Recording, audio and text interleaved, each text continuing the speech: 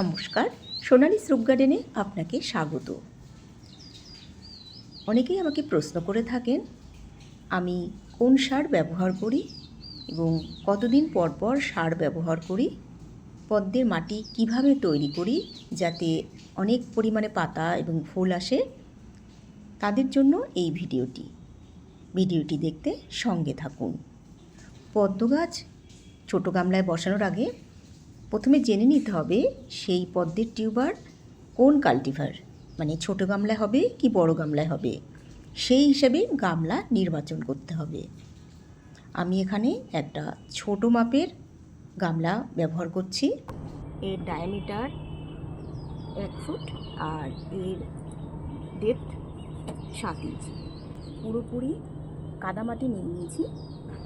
যে কোনো মাটি দিয়েই পদ্ম গাছ হয়। এই মাটি, এর মধ্যে কোনো সার মেশানো নেই। এটা যাকে বলে এঁটেল মাটি, ইচ্ছে করলে দোআঁশ মাটি, যে কোনো মাটিতেই গাছ হবে। মাটিটা একদম নিচে দিলাম। আর এর মধ্যে আমি দেব সর্ষের খোল। সর্ষের খোলটা 100 গ্রামের মতো আমি ইউজ করব। আমি আন্দাজ মতো একটু নিয়ে নিয়েছি। এই সর্ষের খোলটাই ভিজিয়ে রেখেছিলাম, সেটা এরকম নরম হওয়ার পরে এই সর্ষের খোলটাই আমি এখানে ইউজ করব। যদি এর থেকে বড় গামলা হয়, 3 গুণ গামলা হয়, তাহলে এই সর্ষের খোলের পরিমাণ 150 থেকে 200 গ্রাম দেওয়া যাবে। এটা জলে ভেজানোর পর আয়তনে বেড়ে যায়। যেহেতু সর্ষের খোলে প্রচুর পরিমাণে পুষ্টিগুণ থাকে, তাই গোবর সার বেশি দেওয়ার দরকার নেই। আমি সামান্য পরিমাণ গোবর সার দেব। 2 মুঠো থেকে 3 মুঠো গোবর সার এই ছোটো গামলার জন্য যথেষ্ট। যদি ইচ্ছে হয় আপনারা ভার্মি কম্পোস্ট ব্যবহার করতে পারেন। পুরনো গোবর সার আর মাটি দিয়ে আমি এর আগে অনেকগুলো গামলা তৈরি করেছি এবং তাতেও আমি ভালো ফুল পেয়েছি। এবার এগুলো আমি ভালো করে মাখিয়ে নেব। বেশি পাতলা হয়ে গেলে আবার জল হয়ে যাবে, তাই চেষ্টা করেছি আমি মাটিটাকে এরকম একটু আঠালো টাইপের রাখার। ভালো করে মাখিয়ে নিয়ে এই গামলার 60% আমি ভরবো মাটি আর সার দিয়ে। ভালো করে মাখিয়ে নিতে হবে যাতে ভেতরে এক জায়গায় সার বসে না থাকে। মাখিয়ে নিচ্ছি। মাখানো আমার হয়ে গেছে।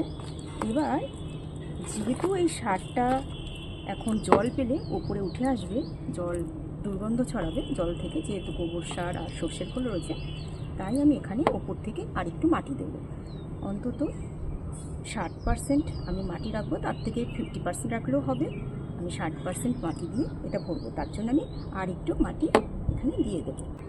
এটাও নর্মাল মাটি আমি জলে ভিজিয়ে রেখেছিলাম, ওপর থেকে বিছিয়ে দেবো যাতে নিচের সারটা ঢেকে যায়। এর আগেও আমি অনেকগুলো ভিডিওতে দেখিয়েছি কীভাবে গাছ করতে হয়, নানান রকমভাবে করে দেখিয়েছি। এবছর এরকম করে একটা ভিডিও ছিল না, একটা করে দিলাম। সর্ষের খোল আর গোবর সার দিয়ে মাটি তৈরি করলে 2 থেকে 3 মাস আর কোনো সার দেওয়ার দরকার পড়ে না।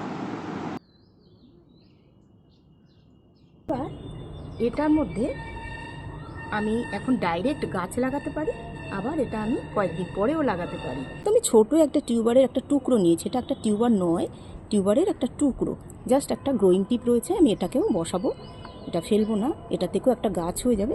আর এটা হলো একটা টিউবার, যেহেতু গামলা ছোটো তাই আমি একটা ছোটো মাপের টিউবার নিয়েছি। এটার থেকে এখনও পাতা খোলেনি আর নতুন শিকড় বার হয়নি, যদিও এটা আমি কয়েকদিন ভাসিয়ে রেখে পরেও বসাতে পারি, কিন্তু আমি আজকেই সরাসরি বসিয়ে দেবো। প্রথমে আমি এই টিউবারটা একটু মাটি, যেহেতু মাটি নরম, একটু চাপ দিয়ে এইভাবে বসিয়ে দেব। এমনভাবে বসাবো যাতে পাতাটা এরকম উপরে থাকে। আর এই যে এই টিউবারটা, যদি আর একটা ব্যাপার, যদি সম ভ্যারাইটি হয়, মানে একই ভ্যারাইটির হয়, তবেই একটা গামলায় 2টো টিউবার বসানো যায়। আর এটার যেহেতু মাথাটা ওই দিকে গেছে, এই টিউবারটাও আমি ওইরকমইভাবে এই দিকে করেই বসাবো যাতে একদিকে ঘুরতে পারে। এটা যেহেতু পাতা বের হয়নি, তাই আমি এটাও পাতা মাথা এগুলো উঁচুতে রাখলাম। আর এখানে যেহেতু 2টো পাতা রয়েছে, এই পাতাগুলো আমি নষ্ট করব না, পাতাগুলো আমি আস্তে করে ঘুরিয়ে রেখে দেবো। তার মানে এই পাতাগুলো থেকেই কিন্তু গাছটাকে বাড়তে সাহায্য করবে। যেহেতু দুটো পাতা রয়েছে, যদি পাতা দুটো না থাকতো তাহলে কিন্তু এটা আমি আরও কয়েকদিন ভিজিয়ে রাখতাম বড় হওয়ার জন্য। আর এবার আমি জলটা কতটা পরিমাণ দিই সেটাও দেখতে হবে। এখানে জল দিয়ে দেব।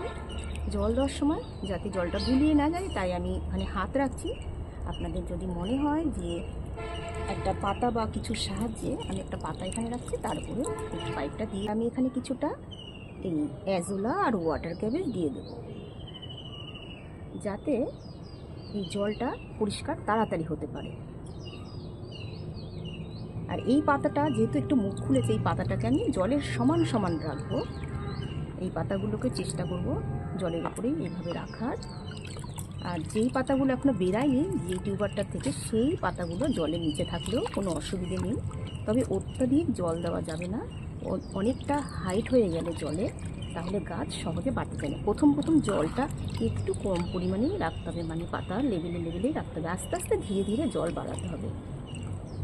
এই যেটা দেখতে হবে, আরেকটু দেওয়া যাবে জল।